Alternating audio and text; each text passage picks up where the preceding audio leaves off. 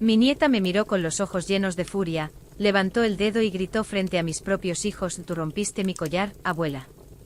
Yo no pude ni hablar. El corazón se me detuvo. A mi edad, jamás imaginé que alguien de mi propia sangre me acusaría como si fuera una ladrona. Todo había empezado esa misma tarde, cuando Valeria llegó a mi casa con una sonrisa y un collar nuevo colgando de su cuello. Era una piedra azul brillante, un regalo de su mamá por haber aprobado una materia difícil. Yo me alegré por ella, como siempre lo he hecho.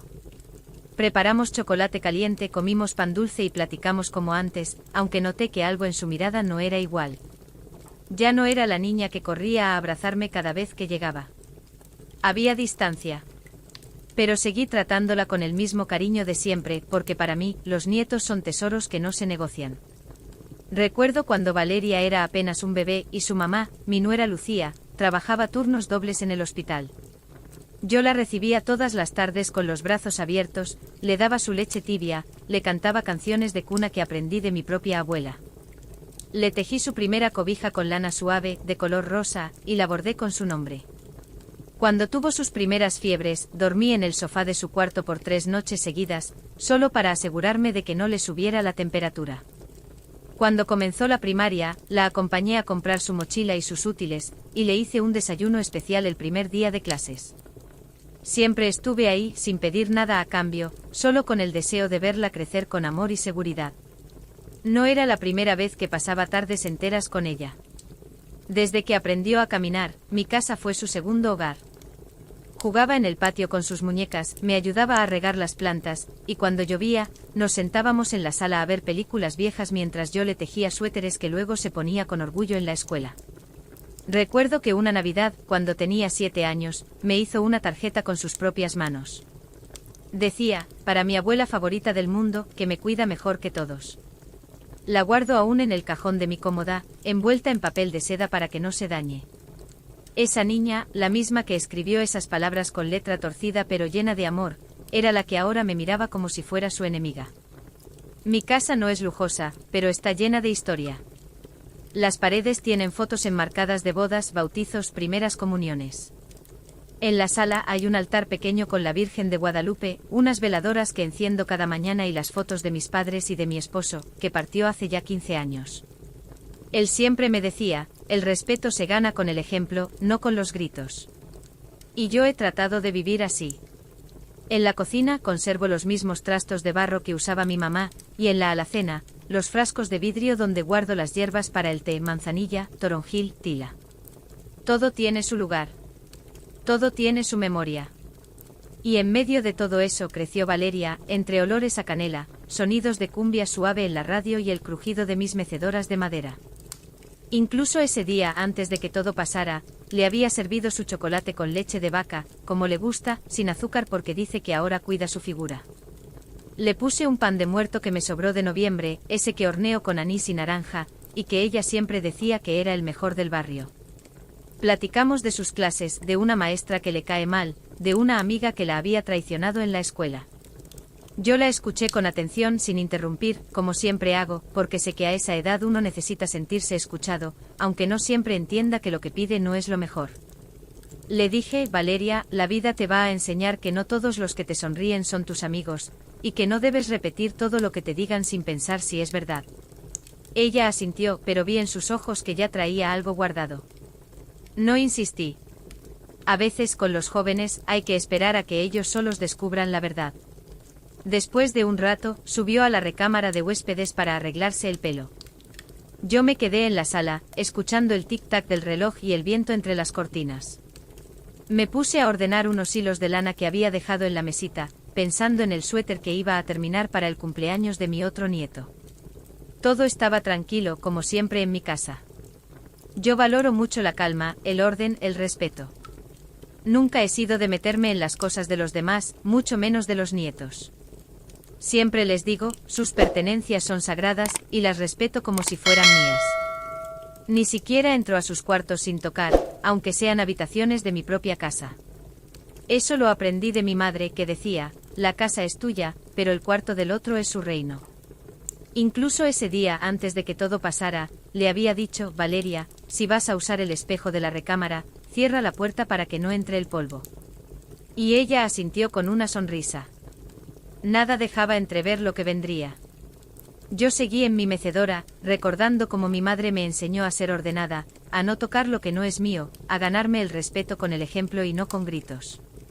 A mis 82 años he vivido lo suficiente para saber que el silencio muchas veces habla más fuerte que las palabras, y que la verdad, aunque tarde, siempre encuentra su camino. De pronto, un grito desgarrador rompió la calma. Bajó corriendo las escaleras, llorando, temblando, y sin darme tiempo a nada, me acusó de haber roto su collar.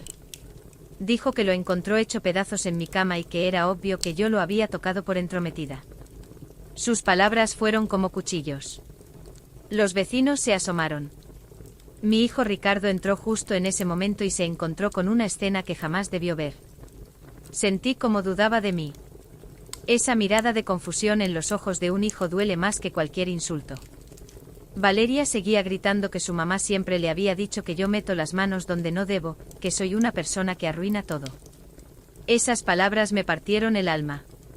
Yo que la cargué en brazos cuando tenía fiebre, que le tejí sus primeras cobijas, que la cuidé mientras su madre trabajaba.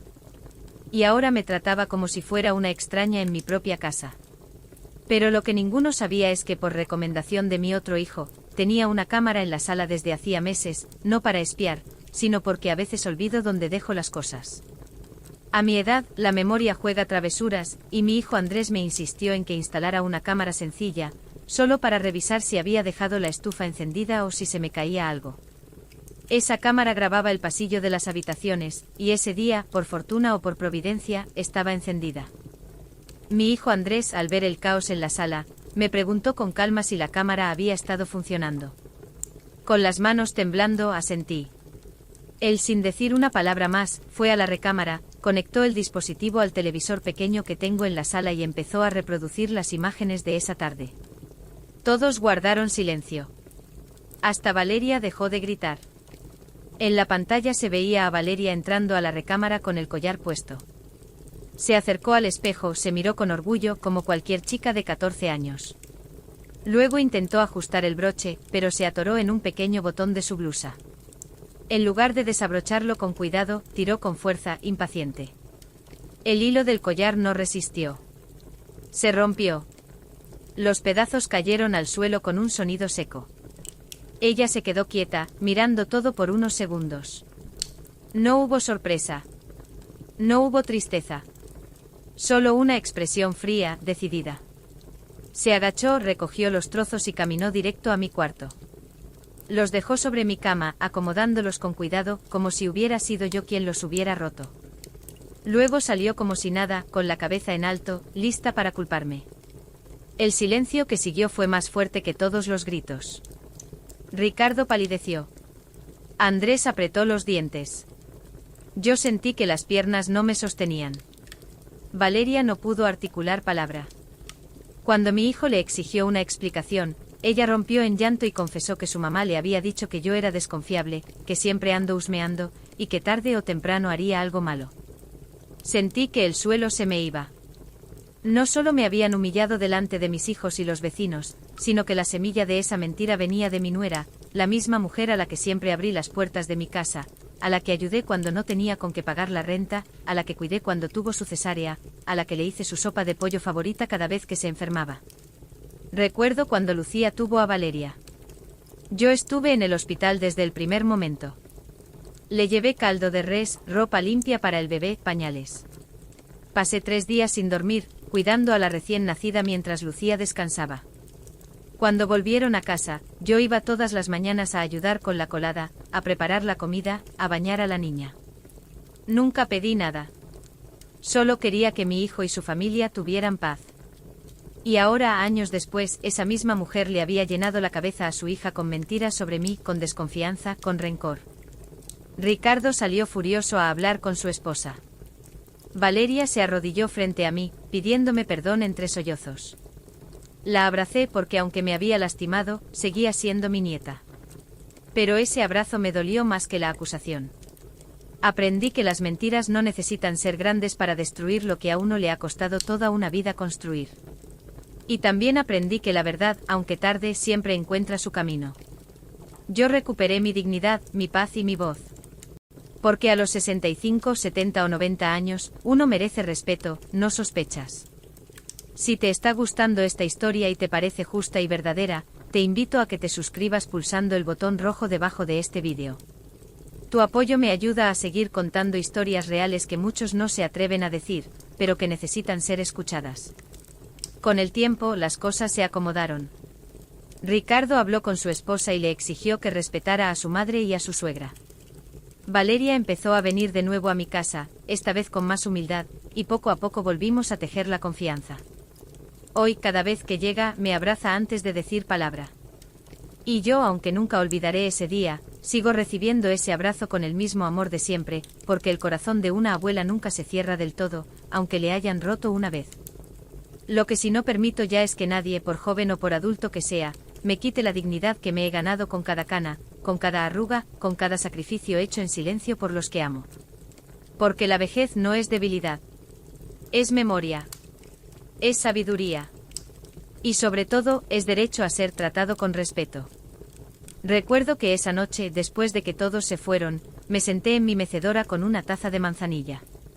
El reloj seguía haciendo tic-tac, el viento seguía moviendo las cortinas, y los sillones seguían ahí, testigos mudos de tantas historias. Y pensé, si la vida me vuelve a poner en una situación así, guardaré la calma, pero no callaré la verdad. Porque callar la injusticia es dejar que se repita. Y yo ya no tengo edad para permitir que me traten como si no valiera nada.